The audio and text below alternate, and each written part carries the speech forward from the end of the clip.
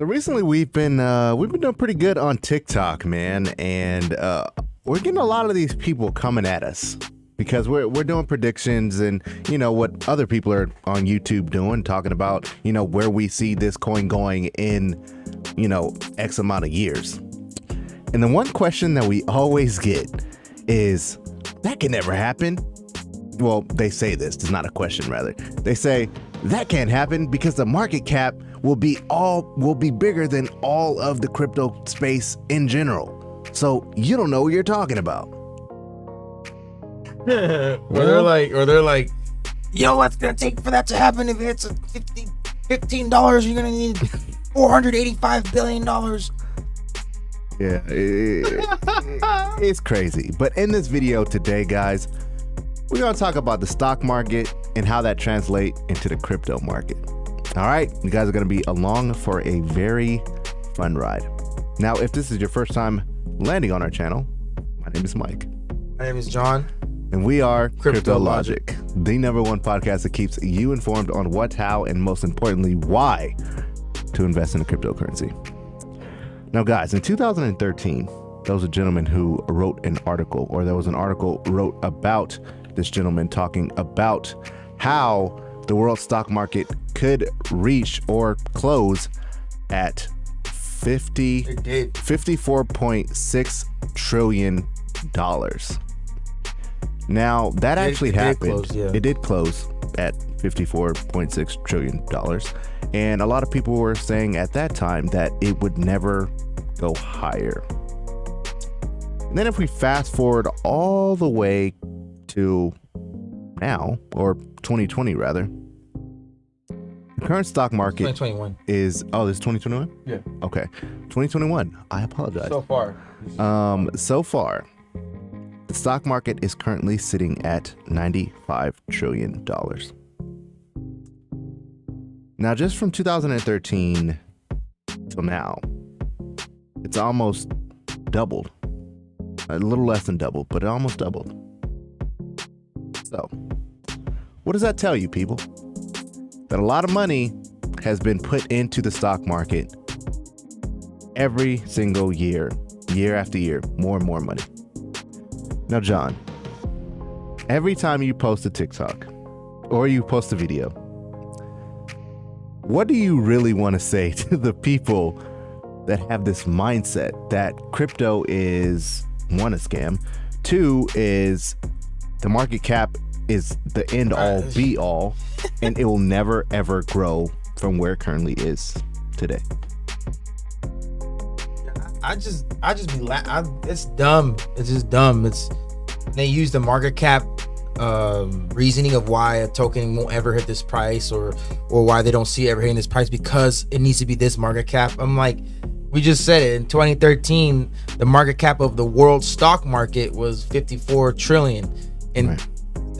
8 years now from then, which is 8 years in the future, which is 2021 now, from 2013 to 2021, it's at $95 trillion. So that means that more money is getting put into the stock market, the world stock market, every single year, every single day, every single minute, every single second. Crypto was I think at its peak, like at 2 trillion, 2.4 trillion or something like that, back in May when Bitcoin was at 60K. So right now it's at like what, 1.4 trillion? Let me, like, Bitcoin itself is at like 500 billion, I believe, and then everything else adds up to like that 1.4 trillion. Yeah, it's at 1.2 trillion. 1.2 trillion. It dropped a little bit. So, and this is 2021. So imagine 8 years from now, so 2021 to 2029.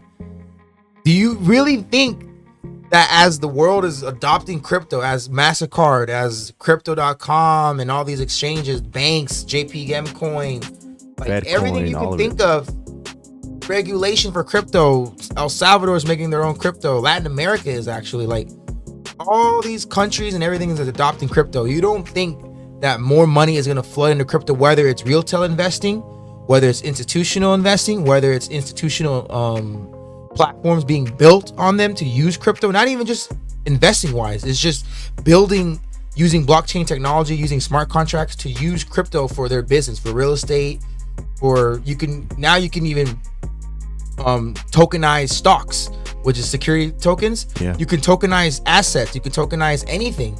It's crazy. Like NFTs. That's part of the crypto market. NFTs.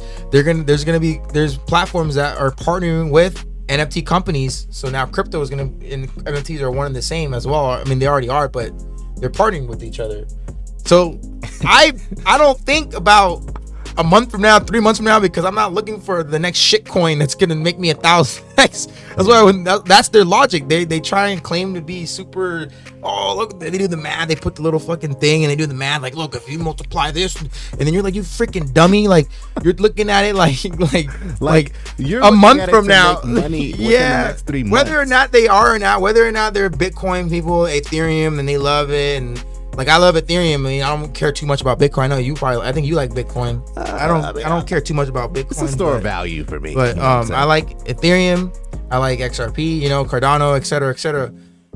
I'm bullish on it. I'm like, a Cardano can hit $500, and that's not stupid to say. Can you do the math on it? And we've done it before. I don't know if we want to do it live right now, but we've done the math before. I'm like, okay, it needs to have, like, let's say, because like, look, Ethereum. We did it earlier in the phone. Ethereum pumps out 18 million ETH tokens a year, and Bitcoin has what, like, a circulating supply of like what, 18 million or no?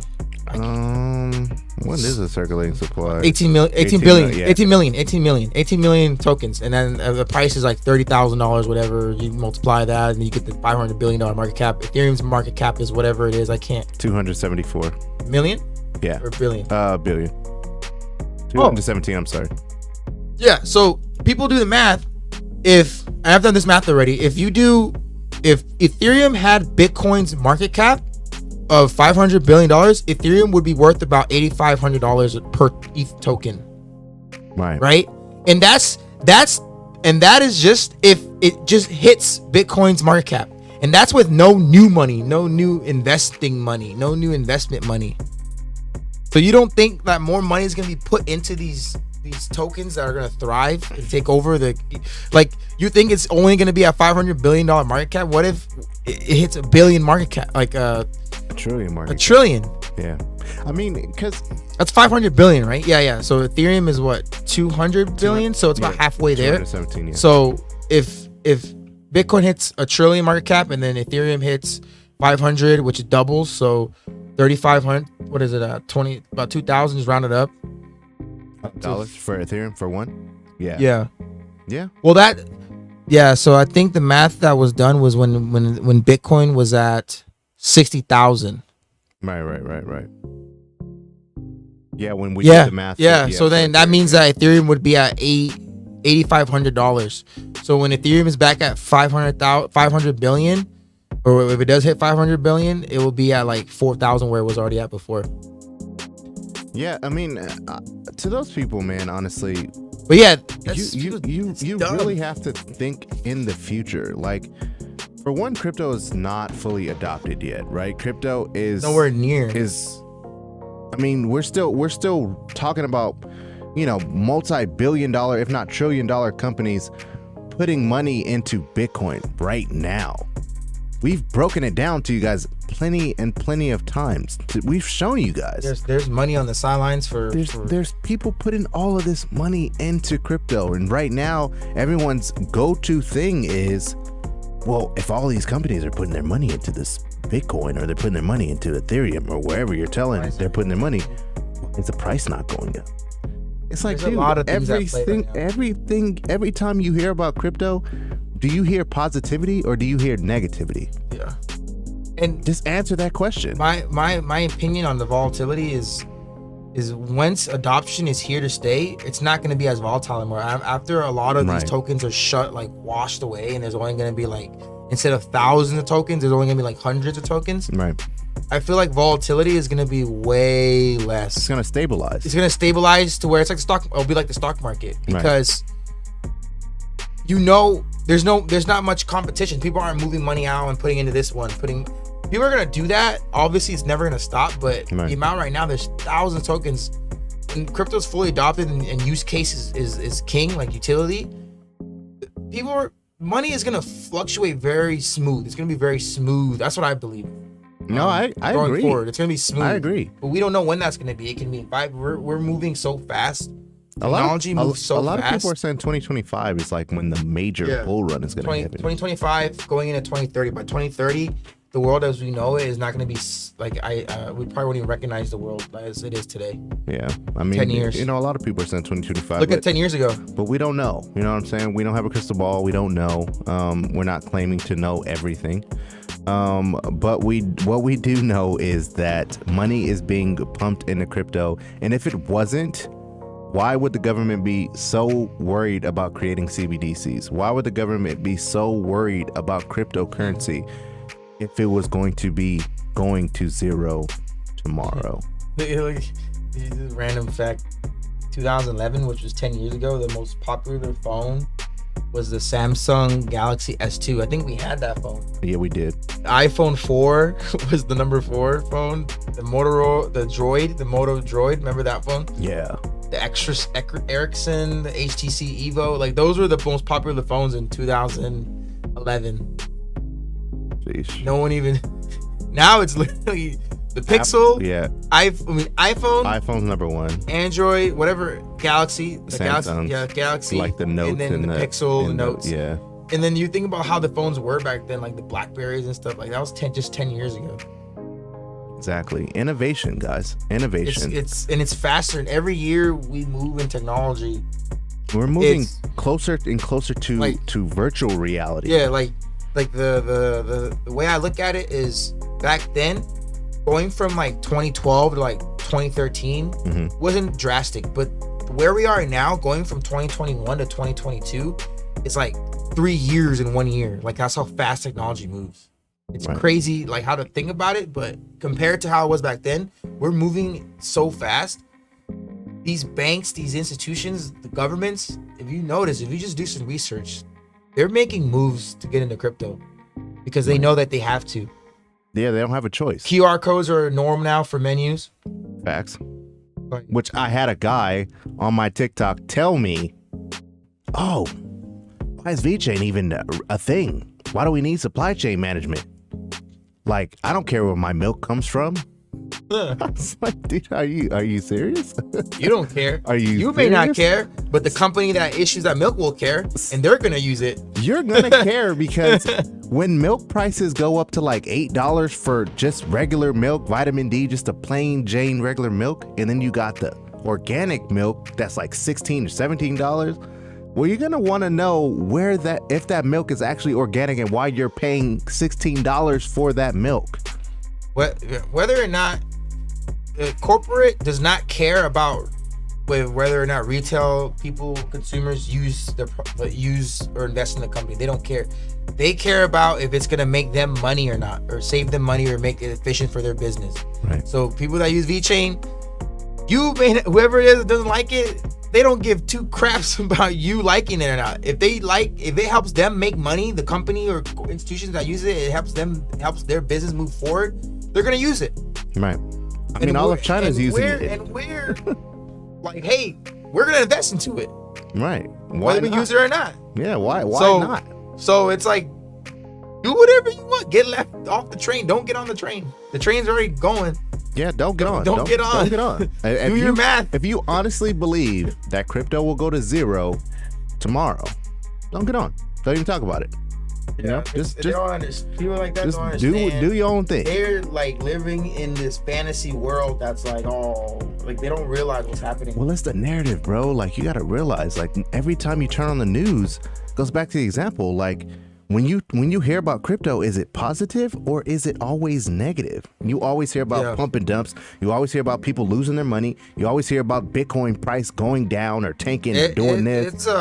It's a bubble that like that we're in, and when you get out of it, you realize that the average person has no idea what's happening right now. Nope. And they're gonna miss it, because this is like one of the times in history where you have a level playing field with corporate institutions, where they're trying to figure out how to use this new technology. And retail investors, consumers, regular average people have that same level playing field, to where, okay, if you whether it's like when you had when the internet came out, if you could learn how to build a website, you would have been able to make money, but you would have gotten wiped out because of Shopify, Wix, WordPress. But then if you were able to invest in those companies, you would have been fine. So or you could have created your own version of WordPress or your own company that makes websites. Right. Or you just don't get in and just miss it. Yeah, and then say, I personally was too young. Did it. I was too young. Yeah. When the internet came out, I was probably like, 10. So Right. I was too young to even think about like, I want to build a website. Like I was, I didn't. Now, honestly, guys, it's just one of those things, man, where we're not. First off, we're not here to tell you whether to get into a coin, not to get into coin, to get into crypto, not to get into crypto. We're just here to give you the bare minimum news. That's it.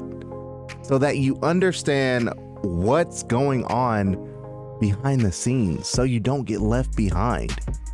Like John's example with the internet thing, it's a real thing, guys. That happened. Even social media. That's not some like fallacy that he just made up in his head. That actually happened. And with crypto, once full adoption happens, now this is just what I think. This is not true. This is just take it with a grain of salt. Just, me talking whatever. Once crypto fully gets adopted, when people talk about making 100x's, 1000x's, things like that, those are almost going to cease to exist in the crypto space. Because if you were in it with maybe like in 2017 or 18, maybe even 10, you would have seen 100x's. You would have seen 1000x's. Yeah, sorry, I cut you off. Oh no, I thought it was like an earthquake or something.